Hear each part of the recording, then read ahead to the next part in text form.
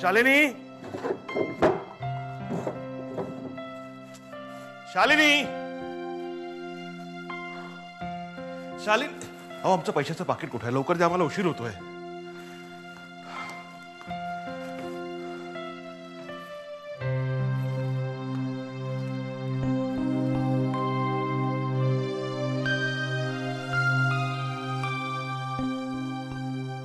आमची कुठलीही हरवलेली वस्तू फक्त तुम्हीच शोधून देता, पण आता आम्हीही तुमची हरवलेली वस्तू देणार आहोत. तुमचा आनंद. I promise. विकास, चहा ठेव. विदुला शाळेत गेली का? हो, म्हणूनच आता निवांत वेळ मिळाला. नाहीतर या मुलीच्या मागे अख्खा दिवस कसा जातो तेच कळत नाही. तरीच थोडीशी वाळलेली दिसतेस. विकास, पुरे. आता माझी चेष्टा करू नकोस. तुला एक खरं सांगू का?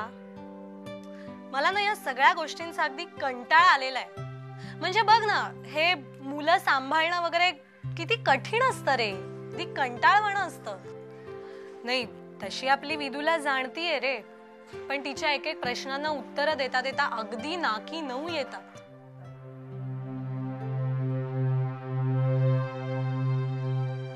विकास, अरे तुझ्याशी बोलतेय मी. कसला विचार करतोयस? नाही, काय नाही ग. काल पद्माकर दादा येऊन गेल्यापासून माझी खात्रीच पटली. जे चित्र आपण त्यांच्या समोर उभं केलंय ना, त्यामुळे तरी ते आपल्या राहायची सोय नक्की करतील. तसा त्यांचा खूप जीव आहे रे विदुलावर. आणि आता ती आपल्या जवळ राहते म्हटल्यानंतर ते नक्कीच तिला काही कमी पडू देणार नाहीत. वैजू जिवंतपणे नाही तरी मेल्यावर आपल्या मदतीला आली नाही. या विदुलाला वापरलं नाही ना,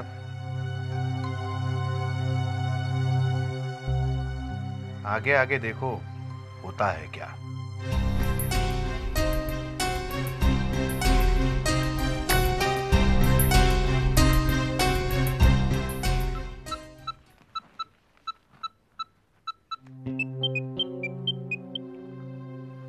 हाँ जाधव साहेब,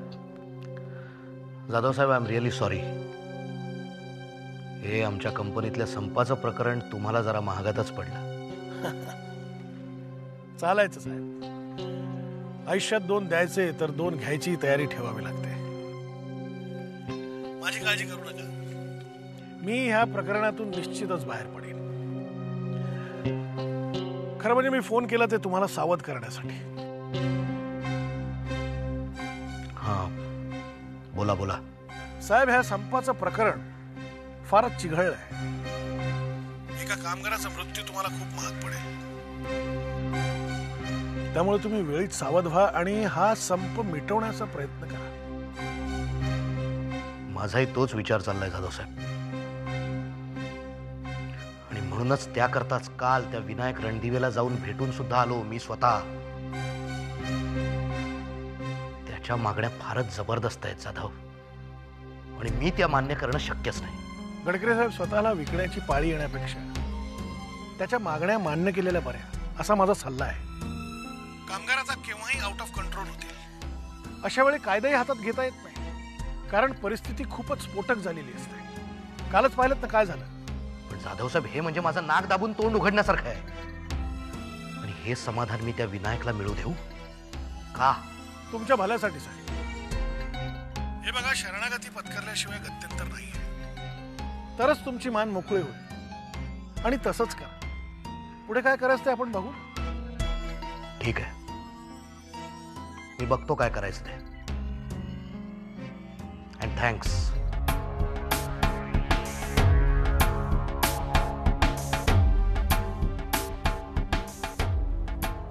काय म्हणाले जाधव साहेब? शरणागती पत्करा, लोटांगण घाला. अरुण, आपण त्या मेलेल्या कामगाराच्या कुटुंबाला मदत जाहीर केली तर? आता तेवढ्यानं भागणार नाहीये निकी. काही काहीही करून संप मिटला पाहिजे. त्याकरता त्या विनायक रणदिवेच्या मागण्या मान्य केल्या पाहिजेत.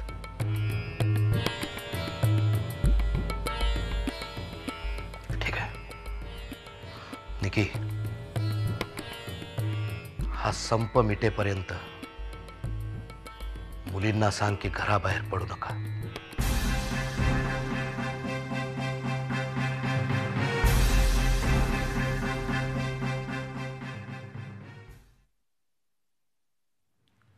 थँक्स ज्योती. आजपर्यंत इतकं काही घडून गेलं, पण तरी सुद्धा मी बोलवलं आणि तू लगेच आलीस. थँक्स.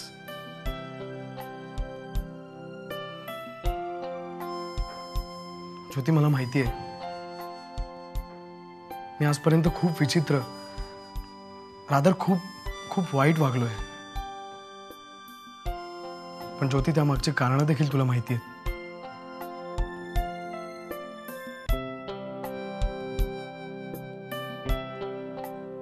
ज्योती, गिव्ह मी वन अपॉर्च्युनिटी. मी परत असं कधीही नाही वागणार. प्लीज ट्रस्ट मी.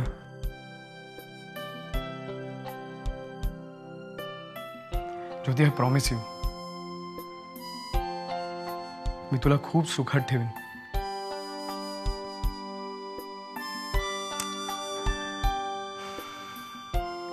कधीपासून मीच बोलतोय, तू काहीच बोलत नाहीयेस.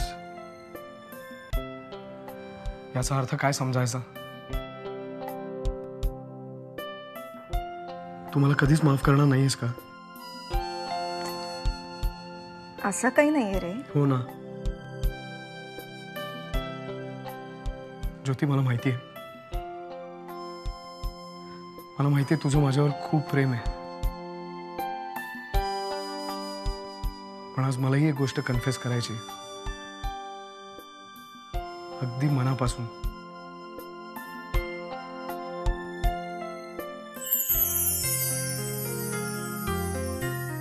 माझंही तुझ्यावर खूप प्रेम आहे. Will you marry me please?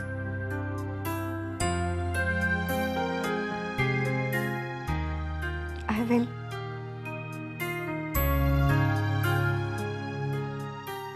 Rakesh, ही चर्चा आता पुन्हा आपल्यात व्हायला नको.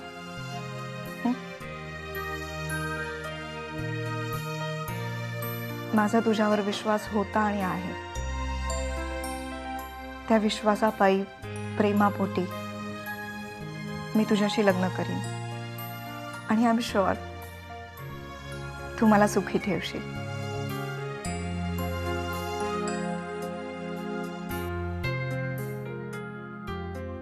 येऊ मी? जायलाच हवं का? हो, न सांगता आलीये. घरी गेले की फोन करेन. Okay, bye. Bye. Take care.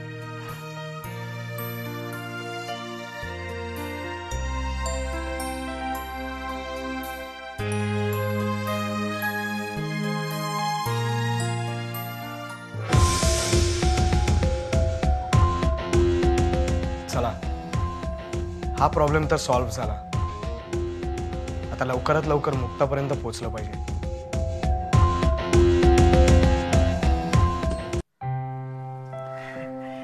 आणि इथली अजिबात काळजी करायची नाही. आम्ही सगळं बघून घेऊ आणि आम्हाला काही लागलं तर आम्ही तुम्हाला फोन करू. तुम्ही इथे फोन करायचा नाही, कळलं? हो आजी.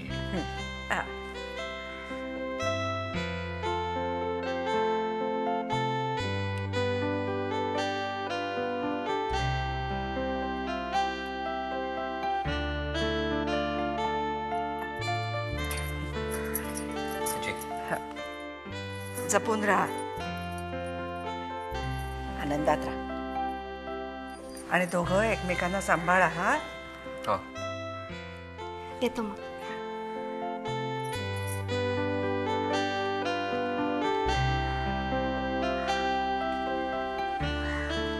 बाय.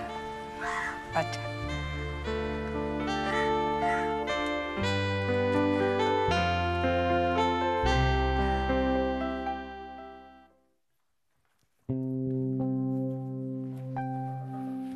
बाबा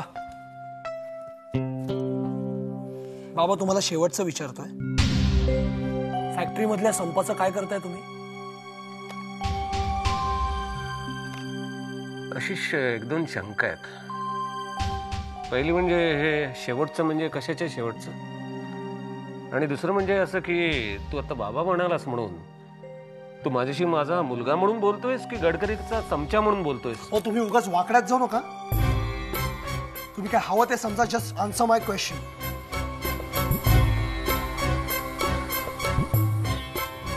त्या गडकरीचा शत्रू म्हणून देऊ की व्याही म्हणून देऊ की एक तुझा बाप म्हणून उत्तर देऊ? काय हो, तुमचे वकील डावपेच नको तर माझ्याशी. आता मी तुम्हाला एक प्रश्न विचारलाय आणि मला त्याचं उत्तर हवंय. That's it. ओके, मग माझ्या प्रश्नाचं उत्तर असं आहे, mind your own business. You are crossing your limits. Okay Ashish, तू गडकरीच्या बाजूनी मला जाब विचारू नको. तुम्ही आवाज खाली करा. मी खूप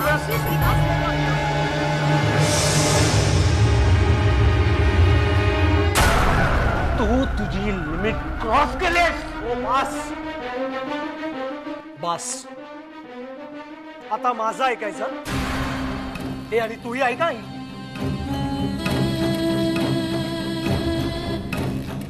मिस्टर रणदिवे, मी तुमचा आभारी आहे. थँक्स. नाही, कधीतरी तुम्हाला हे सगळं सांगायचंच होतं, पण आज तुम्हीच वेळ आणलीत ना, म्हणून थँक्स.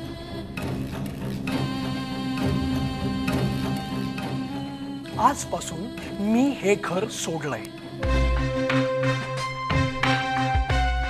कारण हे घर मुळात राहण्याच्या लायकीचंच नाहीये. आणि गौरीने जे केलं ना ते योग्यच केलंय. आणि लक्षात ठेवा, मेलो ना तरी ह्या घरात परत पाऊल टाकणार नाही मी, कारण तुमच्यापेक्षा गडकरीच मला जास्त चांगलं समजून घेतात. आशिष, अरे काय बोलतोयस हे तू? बास कर बरं आता. आशिष, अहो थांबवा ना त्याला. जाऊ दे त्याला.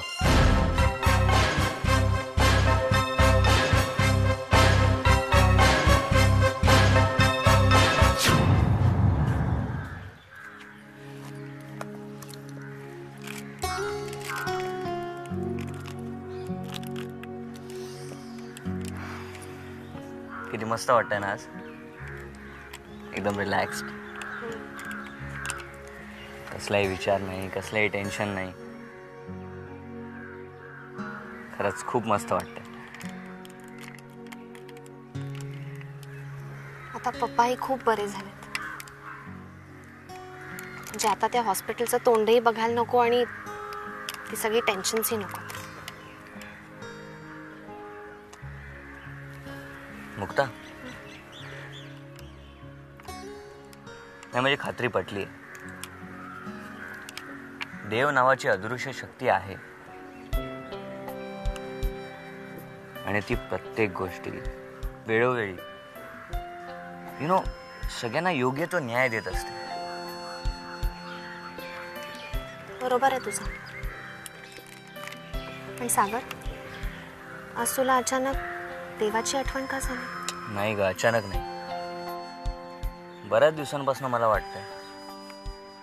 म्हणजे बघ ना, गोवर्धन काकांचं बरं होणं, इन्स्पेक्टर जाधवचं सस्पेंड होणं, सगळ्या गोष्टी कशा लॉजिकली एकदम करेक्ट आहे. पण सागर, असं जर असेल ना तर मग ते आपल्यालाही लागू पडेल. आपलेही सगळे प्रॉब्लेम सुटतील. ऑफकोर्स मुक्ता, सुटतीलच. त्यासाठीच आपण बाहेर चाललोय ना. मुक्ता, आता हे 2 दिवस दुसरा कसलाही विचार करायचा नाही. कुठल्याही प्रॉब्लेमचा विचार करायचा नाही. फक्त तू आणि मी. ओके सागर, मीही तुला हेच सांगणार होते, पण तू बोललास काय आणि मी बोलले काय? एकच आहे ना. या चल ना, पी या लवकर, जाऊया.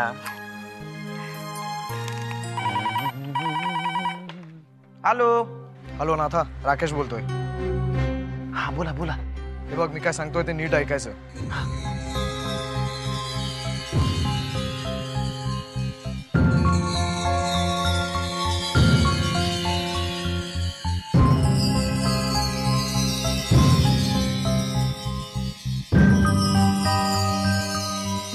ते आता तू बघून घे. माझं ऐका ना.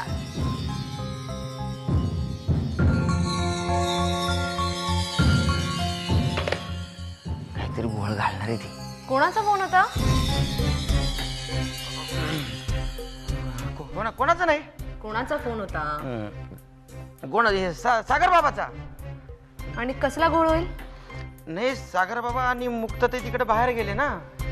काय रे नाथ्या, सागर बाबाचा कसला घोळ होईल? नाही नाही, त्यांना म्हणलं मागच्या वेळेस सारखा घोळ घालू नका. एवढंच आहे ना? हा, मग विचारलेल्या प्रश्नांची नीट उत्तरं दे ना. एवढं घाबरतोस कशाला? वेडा कुठला. एवढं कशाला घाबरतो रे? आता सांगा नाथराव, कसला घोळ होईल? कुठे घोळ? एक लक्षात ठेवा नाथराव, एक खोटं बोललं की ते लपवण्यासाठी 10 खोटे बोलावं लागतात. आणि मग जेव्हा सत्य बाहेर पडतं तेव्हा माणसाची बोबडी वळते. मी तुला ह्याच्या आधी पण सांगून ठेवलंय, गाठ माझ्याशी आहे. पुन्हा फायनल सांगतो, नसत्या घोळात पडू नका.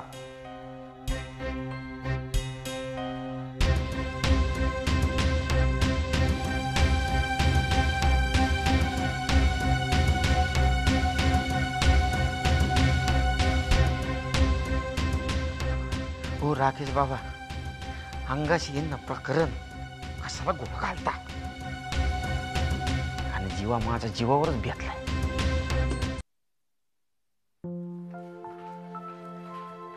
अरुण, जेवायला.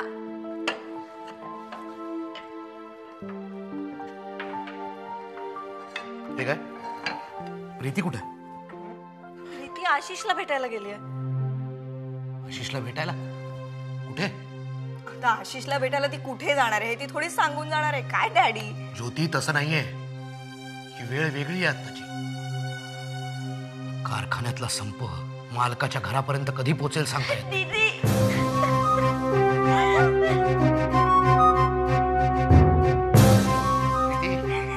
प्रीती काय झालंय? प्रीती काय झालंय मला सांगणारेस का? ते रडणं थांबावं आधी. अरुण, अरे ओरडतोयस काय तिला? आधी विचार तर काय झालं ते. प्रीती काय झालंय? डॅडी, मी ना आशिषला भेटायला कारखान्यात गेले होते तर. तुला काय वेळ बीड लागलाय काय? आशिषला भेटायला तुला दुसरी कुठलीही जागा सापडली नाही जगात? मी त्याला सांगितलं होतं बाहेर येऊन भेट, पण त्याला थोडा उशीर होणार होता ना, म्हणून मी कारखान्यात. मूर्ख मुलगी आहेस तू. आणि निकी, मी तुला बजावलं होतं मुलींना सांग घराबाहेर जास्त पडू नका म्हणून. डॅडी प्लीज तुम्ही शांत व्हा ना. आधी तिचं म्हणणं तर ऐकून घ्या. विचारा तर काय झालंय ते. प्रीती बोल, आता काय झालंय? डॅडी, मी आशिषला भेटायला गेले होते ऑफिस मध्ये. आपली गाडी गेट जवळ आली ना, आणि मी तिथे वर्कर्सना पाहिलं. सगळे जमा झाले होते हो, आणि जोर जोराने घोषणा देत होते. मला खूप भीती वाटली. मी ड्रायव्हरला म्हटलं, चल पटकन आपण घरी जाऊ. तोपर्यंत त्यांनी ड्रायव्हरला बाहेर काढलं आणि खूप मारलं. मला खूप भीती वाटायला लागली. त्यांनी गाडीच्या काचा पण फोडल्या. बापरे, मी घाबरले आणि गाडीच्या बाहेर आले.